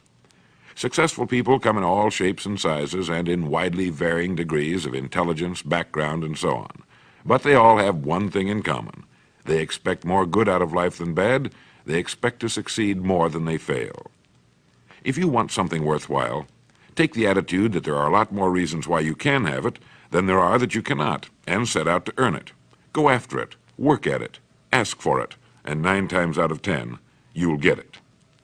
Our environment is really a mirror of our mental attitude. If we don't like our environment, we have to change our attitude first. Now, the world plays no favorites. It's impersonal. It doesn't care whether we change or not. Adopting a good, healthy attitude toward life doesn't affect the world and the people in it nearly as much as it affects us. It would be impossible to even estimate the number of jobs which have been lost, the number of promotions missed, the number of sales not made, the number of marriages ruined by poor attitudes. But you can number in the millions the jobs which are held but hated, the marriages which are tolerated but unhappy, all because of people who are waiting for the world and others to change toward them, instead of being big enough and wise enough to at least make a test which will prove beyond any shadow of a doubt where most or at least a big part of the trouble lies. Studies made of the lives of literally thousands of successful people have shown that they radiate confidence, assurance, they expect success, and they get success. You can spot these people by the way they walk, by the way they look and act. You can feel it about them when they enter a room. They may be short and fat, or tall and thin, or any combination in between, but they have about them the attitude of success. In the record Greener Pastures, I'll get into this next statement, but right now I want you to realize, if you don't already, that in 5 years or less, you can get right to the top of the work you're now doing. I know this, but the important question here is, do you know this? The minute you do know it, you'll have this right attitude I'm talking about. The easiest and most effective means of forming a good attitude habit is to begin to act as though you have a good, positive, expectant attitude toward life. That's right. Begin right now to walk, act, and look as though you belong to this group. If you're already in the top 5%, you'll know what I mean. If you've never tried it, you'll be amazed at what happens. Actions trigger feelings, just as feelings trigger actions. Now, let me tell you of a little test you can make which will prove beyond any shadow of a doubt that a good attitude can change a person's life as dramatically as walking from a darkened room into the bright, clear light of day. Not long ago, I read a line which went, "Life is dull only to dull people." This is true, but it also could have read, "Life is interesting only to interesting people," or "Life is successful only to successful people." Now, what I'm trying to say is that you must first become, mentally, from an attitude standpoint, that which you wish to achieve. A famous restaurateur was being interviewed by a reporter who asked, "When did you become successful?" He replied, "I was successful when I was sleeping on park benches, because I knew what I wanted to do and that I would do it." In short, his attitude had been one of success, of expecting success, long before the material, the tangible rewards of success had been earned. We'll get into this particular phase of Lead the Field in record number 3, A Worthy Destination. But for now, remember that a person must act, look, and because of these things, feel successful before the success he seeks can come. Chances are you know people who seem to be what others call lucky. All kinds of good and wonderful things seem to happen to them, and they give the impression of happily sailing through life, having a wonderful time, and getting more accomplished in a year than most people do in 5. This has been figured out fairly scientifically, and if anyone will conscientiously go about the test I'm going to recommend, and stay with it every day for the next 30 days without fail, that person can join this small, happy, and extremely productive group of people. He'll find himself becoming lucky, as they say, and most of his problems will pretty well take care of themselves. Of this you can be sure. The results will be nothing short of amazing. Now, it makes no difference how good a person's attitude has been in the past. Anything can be improved upon, and it's the small refinements upon something already good that makes it great. So here's the test. For the next 30 days, act toward the world, everything and everyone with whom you come in contact, with the attitude which represents the kind of results you want to achieve. That is, if the result you want is more success in what you're doing, act as though you are already in possession of the success you seek. If you want others to treat you with admiration and respect, treat others with admiration and respect first. Have you ever stopped to think of this? Every human being on earth is the most important human being on earth as far as he or she is concerned. You may never get anyone to admit it, but it's a fact. So for the next 30 days, treat every person with whom you come in contact as the most important person on earth, remembering as you do so that as far as that person is concerned, he is. Now, the reason I say treat everyone in this fashion is mainly because this is the way human beings ought to treat each other, and because it will help you form a habit that will bring you amazing and delightful results for the rest of your life. Have you ever noticed that the higher you go in any organization of value, the nicer the people seem to become?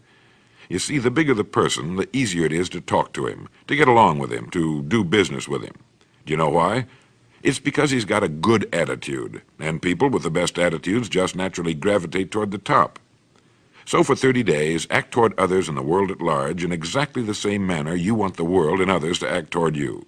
Treat your wife or husband as the person he or she really is, the most important person in your life, and the same with the children. Carry out into the world each morning for 30 days the kind of attitude you would have if you were the most successful human being on earth. And notice how it quickly develops into an habitual attitude. When a person does this, he should realize he has already placed himself on the road to what he seeks. He is right now in the top 5% of the people in this or any other country. He has prepared the ground and planted the seed. He has made of himself a magnet, an embodiment of that which he seeks. Before metal can be cast into a desired shape, the mold, the expectant receptacle, must first be fashioned. Before a building can be erected, the excavation must be made and the foundation laid. And before a person can achieve the kind of life he wants, he must become that kind of individual. He must think, act, talk, walk, and conduct himself in all of his affairs as would the person he wishes to become. He is then actually that person, and the things that person would have and do will naturally come to him. Almost immediately, a change will be noticed. Irritations that used to frustrate and annoy disappear. When some less informed individual gives you a bad time, stay on the track. When someone cuts in front of you with his car or acts in any other manner that shows his ignorance and lack of courtesy, don't permit yourself to drop to his level. Pity him, for that's what he really deserves. That's the very group a person doesn't want to belong to, and if he acts like them, well, let's face it, he belongs with them. There's nothing in the world that men, women, and children want and need more than the feeling that they're important, that they're needed and respected. They will give their love, their affection, their respect, and their business to the person who fills this need. So the magic word is attitude. And in summing up, a few points to keep in mind. 1, it is our attitude at the beginning of a task which, more than anything else, will affect its successful outcome. 2, it is our attitude toward life which determines life's attitude toward us.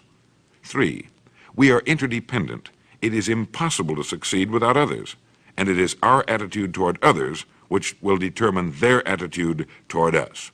4, before a person can achieve the kind of life he wants, he must become that kind of individual. He must think, act, talk, walk, and conduct himself in all of his affairs as would the person he wishes to become. 5, the higher you go in any organization of value, the better will be the attitude you'll find. 6, your mind can hold only one thought at a time, and since there's nothing at all to be gained by being negative, be positive. 7, the deepest craving of human beings is to be needed, to feel important, to be appreciated. Give it to them, and they'll return it to you. 8, look for the best in new ideas. As someone said, I've never met a person I couldn't learn something from.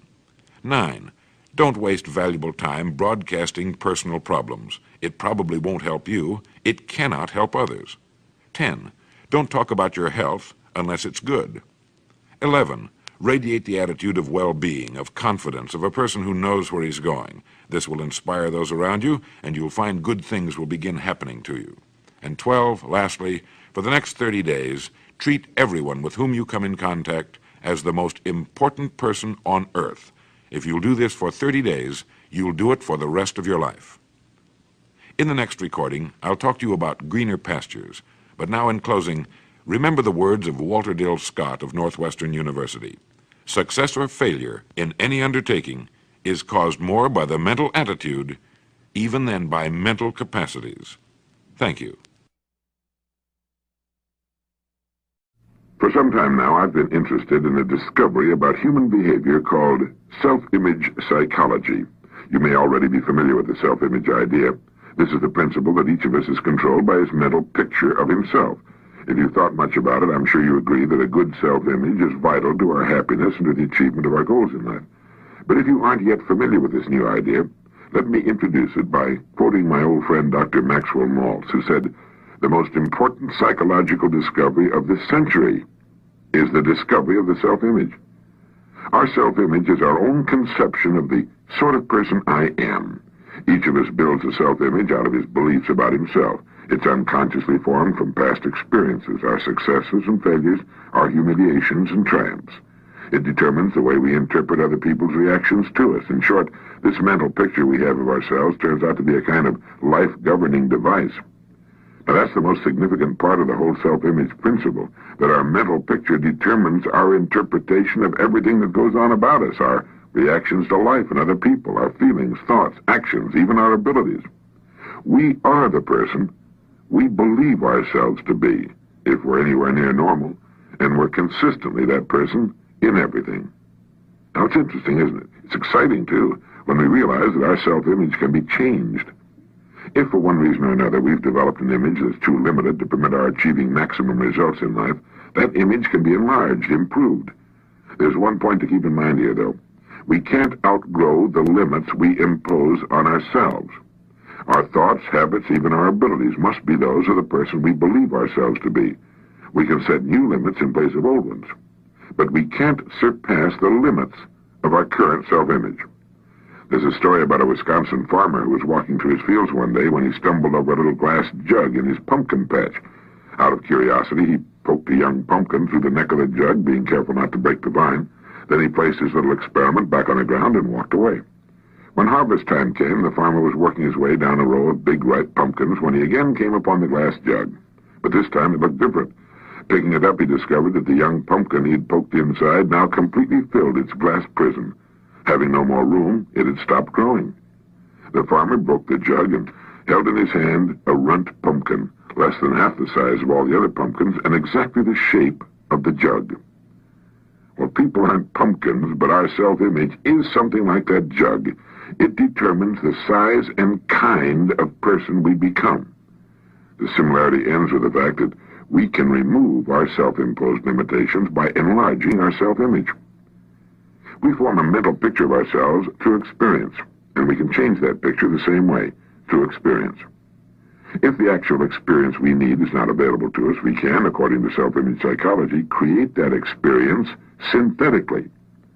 Now, scientists agree that the human nervous system is incapable of distinguishing between actual experience and the same experience imagined vividly and in complete detail.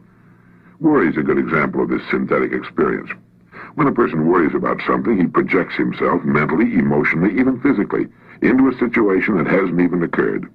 The man who worries intensely about, well, say, failure, finds himself experiencing the same reactions that accompany actual failure, feelings of anxiety, inadequacy, and humiliation, and eventually headaches and an upset stomach. As far as his mind and body are concerned, he has failed, and if he worries about it long enough, if he concentrates on failure intensely enough, he will upset himself to the extent that he will fail, and he'll get sick. Now, everything can be used in either of two ways, positively or negatively, constructively or destructively. Worry is the negative use of creative imagination. It's a negative synthetic experience. But most people apparently never realize that positive results, just as real as the negative results of worry, can be achieved through using our imagination constructively. Our minds are complex and marvelous, but like electronic computers, they can only act on the data we feed them. The man who worries about failure is unwittingly defeating himself. He's feeding his mind the wrong data. If he spent the same amount of time visualizing success as he spends thinking about failure, he could reverse the process of synthetic experience. Instead of anxiety, he could develop confidence, self-assurance, poise, and a feeling of well-being would replace apprehension.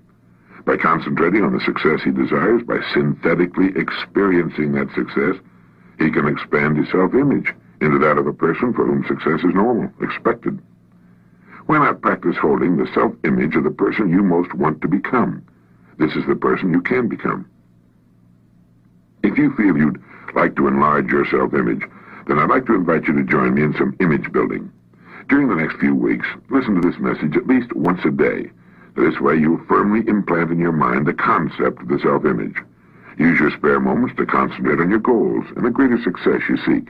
Analyze your past successes and formulate ways your success can be increased in the future. While on the way to work, between appointments, while waiting to see a client, these are all excellent times for directing your attention to positive, constructive thoughts. Put more into the positive use of your imagination than you ever put into its negative use, worry. You're merely reversing the same creative process. Now it's working for you instead of against you. Now, since the mind works best when we feed it only one set of instructions, do not worry if you can help it during the course of this exercise. Your creative imagination can enlarge your self-image appreciably in just 3 weeks, and it will if you just let it. Nobody pokes us into glass prisons beyond which we can't grow, but all too often, almost unknowingly, we set unnecessary limits for ourselves by holding a self-image that's restricted, inadequate for the full realization of our potentialities. Each of us is, at this moment, the product of all his thoughts and experiences and environment up to this point. Through thought, we can control to an almost unbelievable degree both our experience and our environment from here on. Whether or not we choose to direct our own course through life is entirely up to us. The important thing is to know that it can be done. This is Earl Nightingale, and thank you.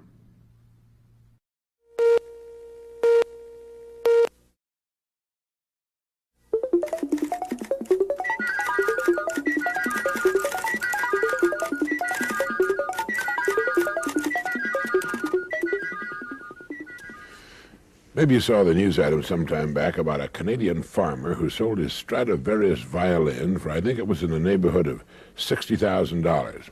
He sold it to the same New York City dealer he had bought it from many years before. The dealer paid him more for it than he had paid, and that's because, of course, the violin had appreciated in value over the years and because of the shrinking buying power of the dollar. But the farmer sold his precious violin by the world's most famous violin craftsman because, as he put it, I'm getting old and I have no children to leave it to. And by getting it back in the hands of the dealer, he knew that it would wind up with someone who would treasure it as he had. Antonio Stradivari, the Italian violin maker, lived from 1644 to 1737. That's 93 years at a time when the average lifespan was about 30. He worked alone, although later in his life his sons helped him.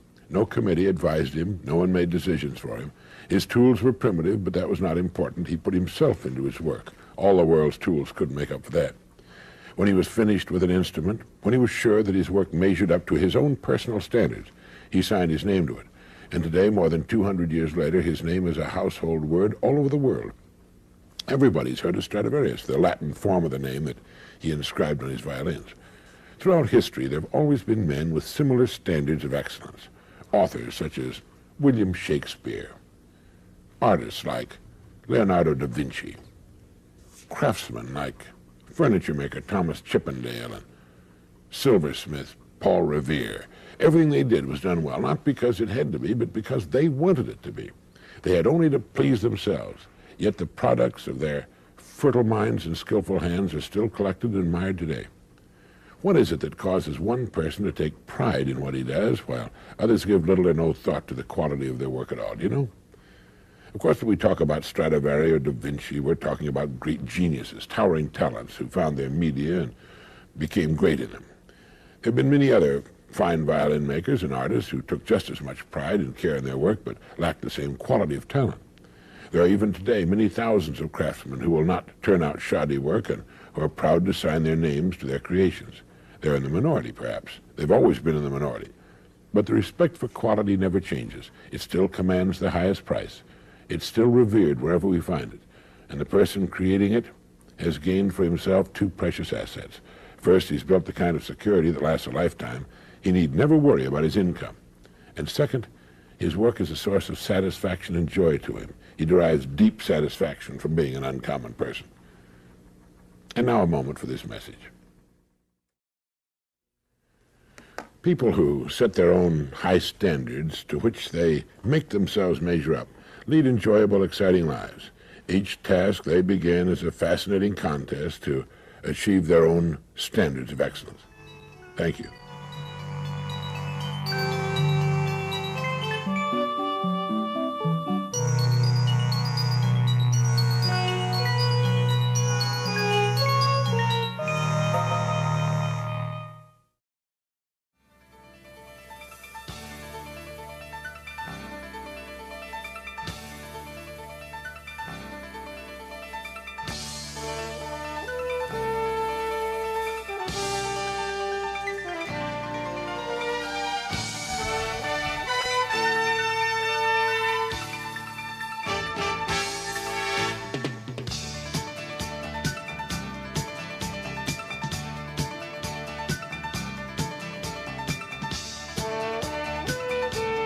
Hello, I'm Earl Nightingale, and I want to tell you a little story which could make a wonderful difference in your life.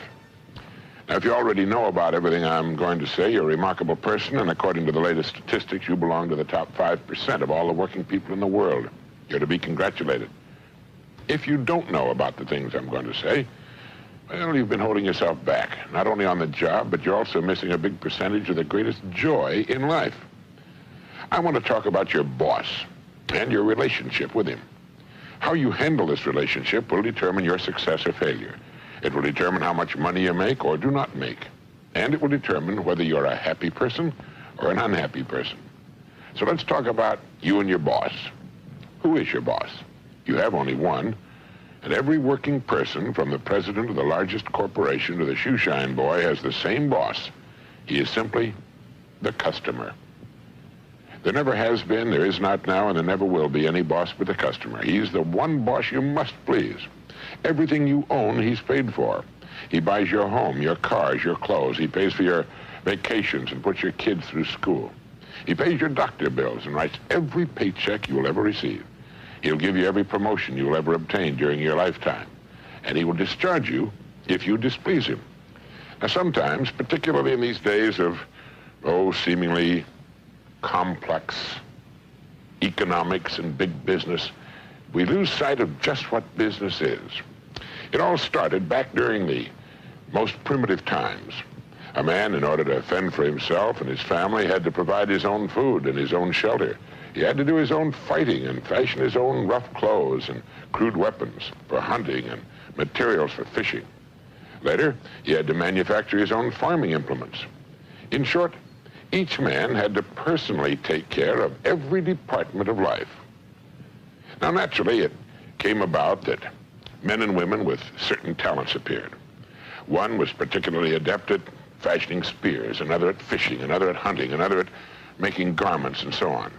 And it was only natural that soon these individuals found that they could best spend most of their time in the pursuit of that which they were most talented at and trade their production for the production of others.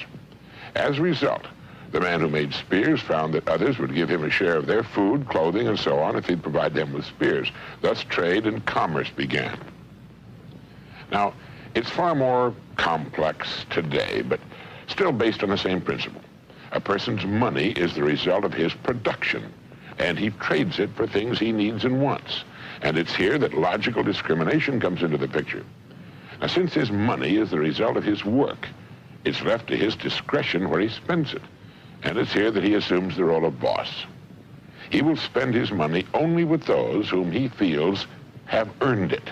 And this is as it should be. You and I are exactly the same way. If someone treats you badly in any way, well, you instinctively feel that he hasn't earned your business, and you'll withhold it from him. And our prosperity as individuals hinges directly on our attitude toward what we do for a living. The man who works on an automobile assembly line might not think much about the car at the point of sale, or about the family which will eventually buy and travel in that car. But that family pays his salary, and they will withhold the purchase of the car on which he works if it does not earn their respect and admiration. If you doubt this, even for a moment, think of the cars which once were popular and which can no longer be seen on the road. This applies to all products. Having earned a successful place in the economy should never be confused with keeping it. It must be earned every day, year in, year out. There's not a company that could not go out of business. Everything depends on how the boss is treated, the boss being the customer. And yet the customer is eminently fair, just as you are. He can be won back, and if he's treated with the importance he deserves, he can, in a few years, bring a lot of other people into your place of business. Now, let me tell you something you may not have thought about. If you got in your car and started driving across the country, you'd pass many thousands of businesses, from small restaurants, drugstores, grocery stores, and gas stations to great sprawling corporate complexes covering hundreds of acres and employing thousands of people. By simply looking at each one, you can tell how they're treating the boss. Did you know that your rewards are in exact proportion to your service? Well, that's right. We're paid exactly what we earn, but no more. And you can tell by looking at any business exactly what it has earned by seeing what it has. And it's the same with people. We get back exactly what we earn, but not a penny more. And this, again, is just the way it should be. A person might be underpaid for a while, but the scales of life balance eventually. And he will, in the end, receive just what he's earned. There are, of course, two ways in which we're paid for what we do. One is tangible in the form of money, and the other is intangible, but just as important. To many, it's more important. This latter form of payment comes in the form of inner satisfaction and in the form of joy as a result of accomplishment. It also comes in the form of satisfaction in position, in the standing it gives us. So each of us is paid in these two ways, money and satisfaction. There's a simple way to increase both of these forms of income, money as well as in inner satisfaction, and you'll be able to spend and feel the results. First, I want you to understand completely the great law which lies as the foundation of all life, business and personal. It is that our rewards in life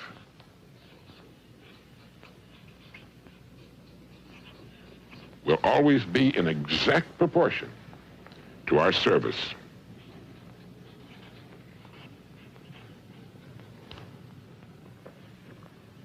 The more you think about this and observe people in business, the more you'll see the undeniable truth of it.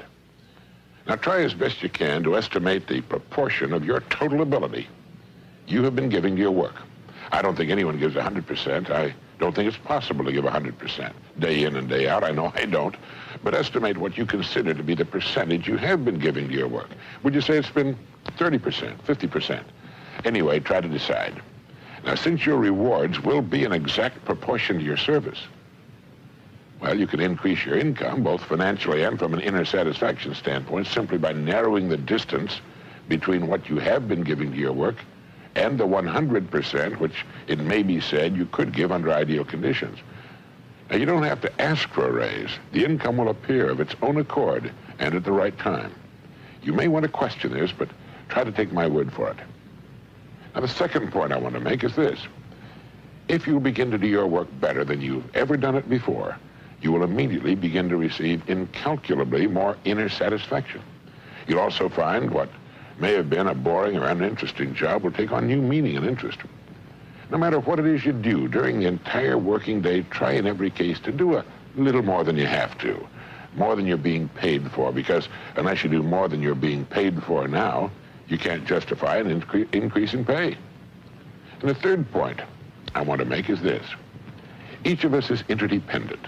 As I pointed out earlier, other people pay our salaries, buy our homes, clothe, feed, and educate our children. Therefore, we depend on others for our very lives, just as they depend upon us. Now, if we expect others to give us excellent service and fine products for the money we spend, doesn't it make good sense that we should treat them the same way? Every hour spent at our work should be spent in the attempt to give the best of which we're capable.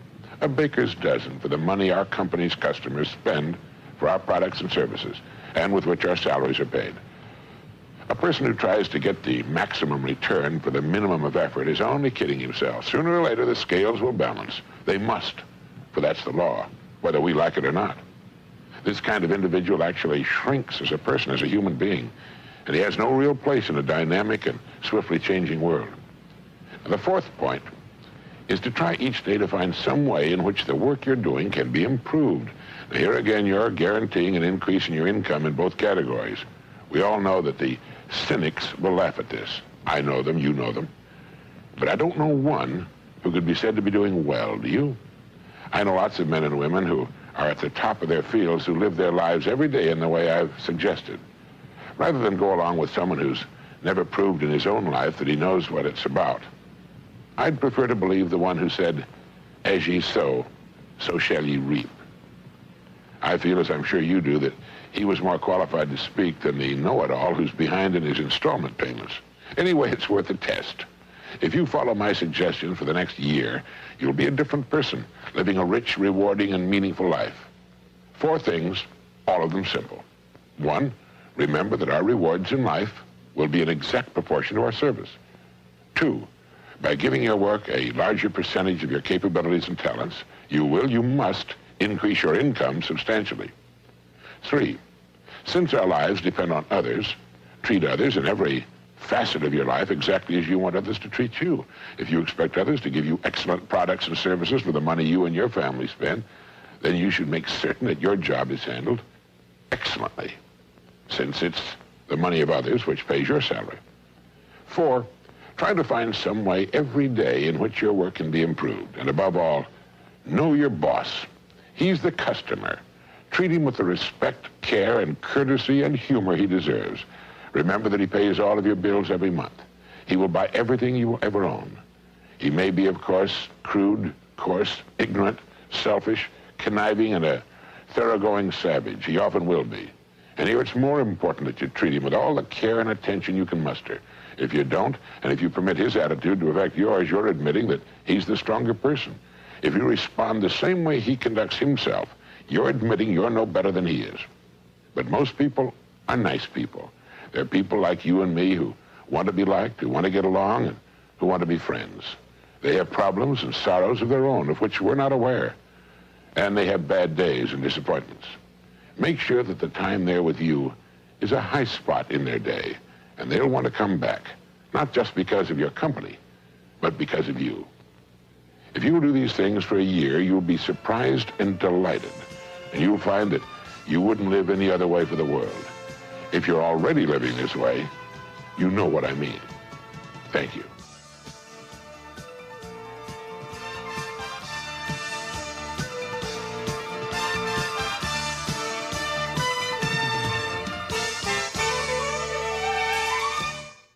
This is Earl Nightingale. I'd like to tell you about the strangest secret in the world. Some years ago, Albert Schweitzer, the great doctor and Nobel Prize winner, was being interviewed in London, and a reporter asked him, "Doctor, what's wrong with men today?"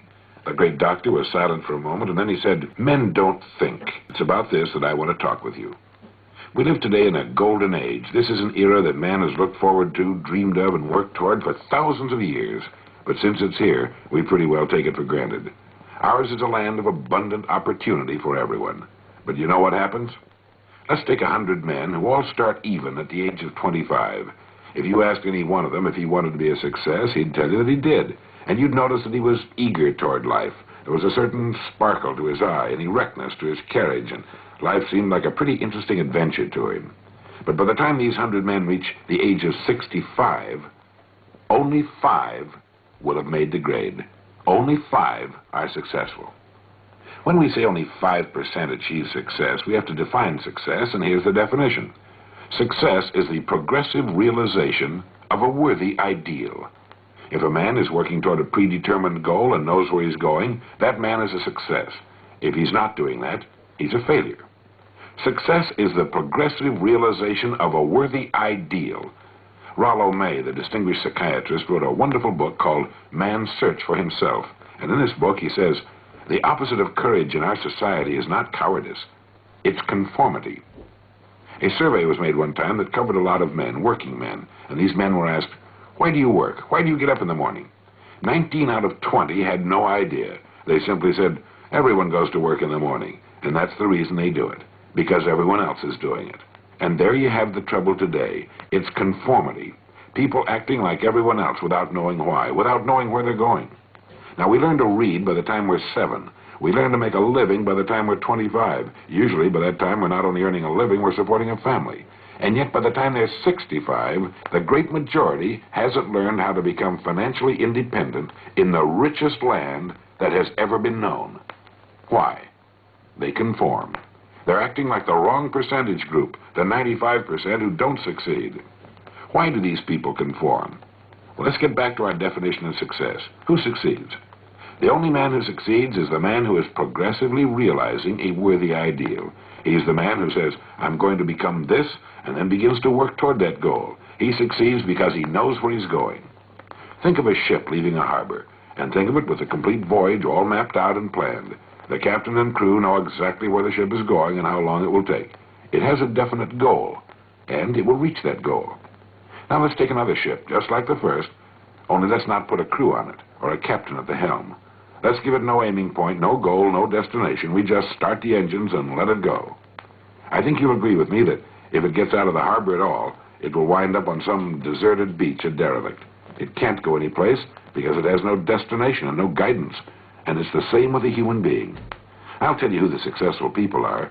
A success is the school teacher who's teaching school because that's what he or she wanted to do. The success is the woman who's a wife and mother because she wanted to become a wife and mother and is doing a great job of it. The success is the man who runs the corner gas station because that's what he wants to do. The success is the successful salesman who wants to become a top-notch salesman and grow and build with his organization. A success is anyone who is doing deliberately a predetermined job because that's what he decided to do deliberately. But only 1 out of 20 does that. That's why today there really isn't any competition unless we make it for ourselves. Instead of competing, all we have to do is create. For 20 years, I looked for the key which would determine what would happen to a human being. Was there a key, I wanted to know, which would make the future a promise that we could foretell to a large extent? Was there a key that could guarantee a person's becoming successful if he only knew about it and knew how to use it? Well, there is such a key, and I've found it.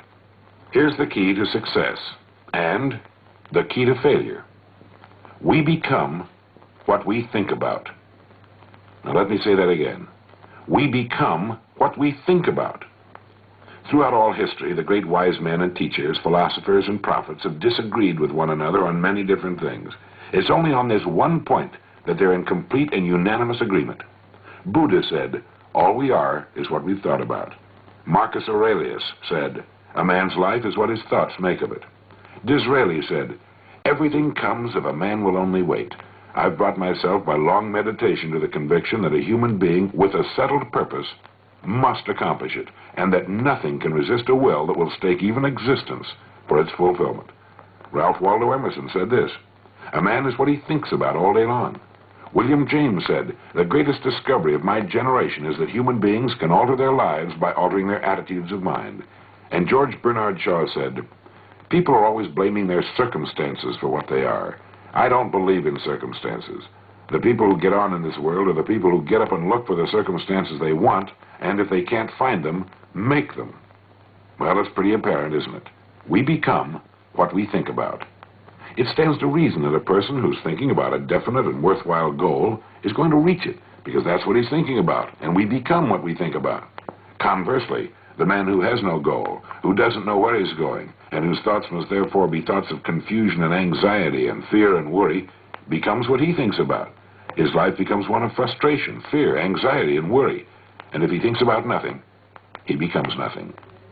You see, the human mind is the last great unexplored continent on Earth. It contains riches beyond our wildest dreams. It will return anything we plant in it. Now, you might say, but if that's true, why don't people use their minds more? Why don't they till their fertile mental soil? We have the answer to that, too. Our mind comes as standard equipment at birth. It's free, and things that are given to us for nothing we place little value upon. Things that we pay money for, we value. The paradox is that exactly the reverse is true. Everything that's really worthwhile in life came to us free. Our minds, our souls, our bodies, our hopes, our dreams, our ambitions, our intelligence, our love of our families and children and friends. All these priceless possessions are free. But the things that cost us money are actually very cheap and can be replaced at any time. A good man can be completely wiped out and make another fortune. He can do that several times. Even if our homes burn down, we can rebuild them. But the things we got for nothing, the really valuable possessions, we can never replace. The human mind isn't used merely because we take it for granted. It can do any kind of a job we assign to it, but generally speaking, we use it for little jobs instead of big important ones. Universities tell us that most of us are operating on about 10% of our abilities. Decide now, what is it you want? Plant your goal in your mind. Give yourself direction and a destination. It's the most important decision you'll ever make in your life. You see, the very law that gives us success is a two-edged sword. We must control our thinking. The same rule that can lead a man to a life of success, wealth, happiness, and all the things he's dreamed of for himself and his family, that very same law can lead him into the gutter. It's all in how he uses it, for good or bad. This is the strangest secret in the world. Remember these words from the Sermon on the Mount, and remember them well. Keep them constantly before you. Ask, and it shall be given you. Seek, and ye shall find. Knock, and it shall be opened unto you. For every one that asketh receiveth, and he that seeketh findeth, and to him that knocketh it shall be opened. It's as marvelous and as simple as that. In fact, it's so simple that in our seemingly complicated world, it's difficult for an adult to understand that all he needs is a purpose and faith. Above all, don't worry. Worry brings fear, and fear is crippling. The only thing that can cause you to worry is trying to do it all yourself. Know that all you have to do is hold your goal before you. Everything else will take care of itself. Remember also to keep calm and cheerful. Don't let petty things annoy you and get you off course. Prosperity is founded upon a law of mutual exchange. Any person who contributes to prosperity must prosper in turn himself. Sometimes the return will not come from those you serve, but it must come to you from someplace, for that's the law. For every action, there is an equal and opposite reaction. There are no exceptions to a law. You can drive down any street in America, and from your car estimate the service that's being rendered by the people living on that street. Had you ever thought of this yardstick before? It's interesting. Once this law is fully understood, any thinking person can tell his own fortune. If he wants more, he must be of more service to those from whom he receives his return. If he wants less, he has only to reduce this service. This is the price you must pay for what you want. If you believe you can enrich yourself by deluding others, you can end only by deluding yourself. It may take some time, but just as surely as you breathe, you'll get back what you put out. The prisons, and we're going someplace, so we should make our time here an exciting adventure. The architect of the universe didn't build a stairway leading nowhere. And the greatest teacher of all, the carpenter from the plains of Galilee, gave us the secret time and time again. As ye believe, so shall it be done unto you.